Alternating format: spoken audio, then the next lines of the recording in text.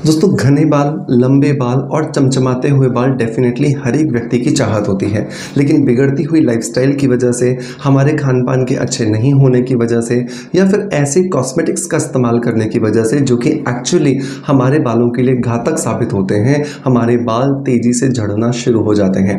और ये बाल इतनी ज़्यादा तेज़ी से झड़ते हैं कि कुछ ही महीनों के अंदर हमारे बालों की जड़ें जो हैं वो दिखाई देना शुरू हो जाती है।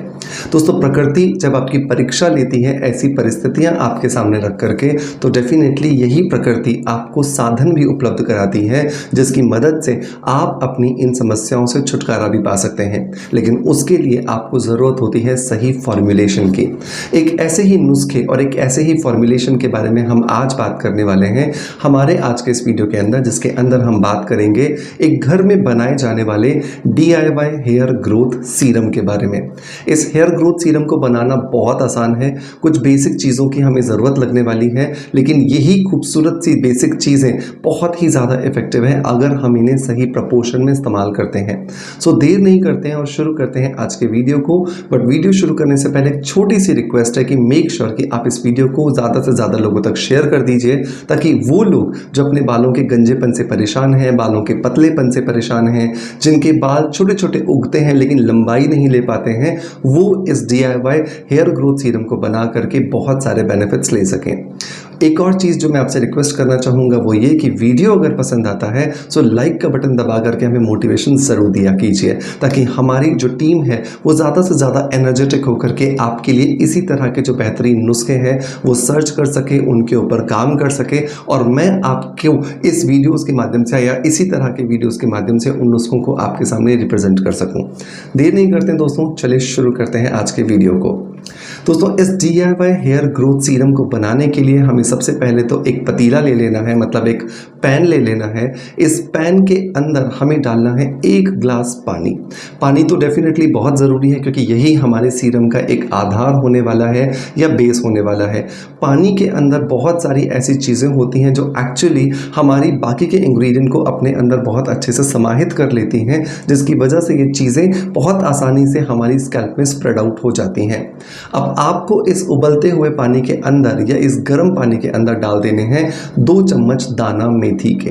दाना मेथी जो है वो उसके अंदर बहुत सारे ऐसे फाइटोन्यूट्रिएंट्स पाए गए हैं जो कि हमारी फॉलिकल्स को स्टिमुलेट करने में, हमारी फॉलिकल्स को रिजुविनेट करने में हमारी मदद करते हैं, जिसकी वजह से बालों को नई दिशा मिलती है और तेज़ी से वो हमारे स्कैल्प में ग्रो करना शुरू कर देते हैं और हमारे बालों का झड़ना जो होता है वो रुक जाता है। सो 2 चम्मच मैंने यहाँ पर डाल दिया है दाना मेथी।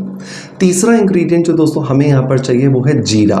बहुत कम लोग जानते हैं कि जीरे के ऊपर कंबोडिया जो एक कंट्री है उसके अंदर एक रिसर्च हो चुकी है कि एक ऐसा एंजाइम पाया जाता है जो नए बालों को तेजी से उगाने में, स्पेशली वो लोग जो कि एंड्रोजेनिक एलोपेशिया से परेशान होते हैं, जैसे मेल पैटर्न बालनेस या फीमेल पैटर्न बालनेस भी कहा जाता है, उसमें जीरा जो है वो बहुत ही ज़्यादा पावरफुल तरीके से काम करता है। सो 2 चम्मच जो जीरा है वो भी हमें इसी पानी के अंदर ऐड कर देना है।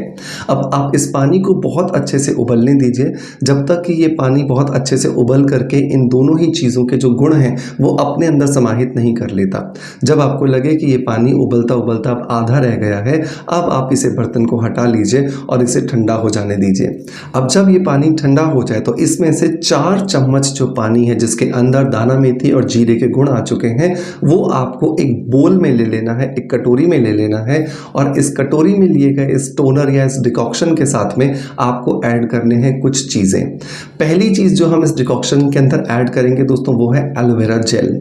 एलोवेरा जेल पे मैं बहुत सारे अपने वीडियोस में आपको बता चुका हूँ कि प्लांट बेस्ड कभी भी आपको एलोवेरा जेल नहीं लेना है, क्योंकि जो प्लांट बेस्ड एलोवेरा जेल होता है उसके अंदर बहुत सारे टॉक्सिन्स होते हैं और ये टॉक्सिन्स आपकी स्किन को, आपकी स्कैल्प को बहुत ज़्यादा एलर्जी दे सकते हैं। बहुत सारे लोगों ने हमें कमेंट्स के माध्यम से भी बताया कि सर हमने प्लांट बेस्ड एलोवेरा को यूज़ किया था, उसकी वजह से हमें बहुत तकलीफ हो रही है, स्किन सेंसिटिव हो गई है, रेड हो गई है, दाने आ गए हैं। तो मैं हमेशा आपको रिकमेंड करता हूं कि आपको 100% ऑर्गेनिक एलोवेरा जेल यूज़ करना चाहिए, जो कि मैं आपको रिकमेंड करता हूं वो आता है स्किन अफेयर्स से। स्किन अफेयर्स का ये 100% ऑर्गेनिक एलोवेरा जेल मेरे दिल के बहुत करीब है।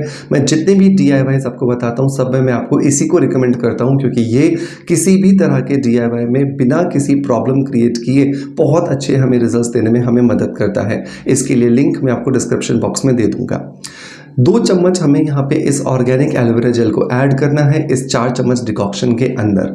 अब हम बात करते हैं अगली चीज़ की। तो अगली चीज़ जो हमें इसके अंदर मिलानी है वो है ग्लिसरीन। ग्लिसरीन जो है वो भी पूरी तरीके से वेजिटेबल बेस्ड होनी चाहिए, किसी भी तरीके से आप एनिमल बेस्ड ग्लिसरीन का इस्तेमाल नहीं करेंगे, और इसीलिए मैं यहाँ पे यूज़ कर रहा हूँ वेलनेस बीट का ग्लिसरीन। ये पूरी तरीके से वेजिटेरियन सोर्स पर बेस्ड है, और सबसे इंपॉर्टेंट बात यह है कि ये पूरी तरीके से ऑर्गेनिक है, जिसकी वजह से हमें किसी भी तरह के सिंथेटिक केमिकल्स का इसमें यूज़ नहीं मिलता है।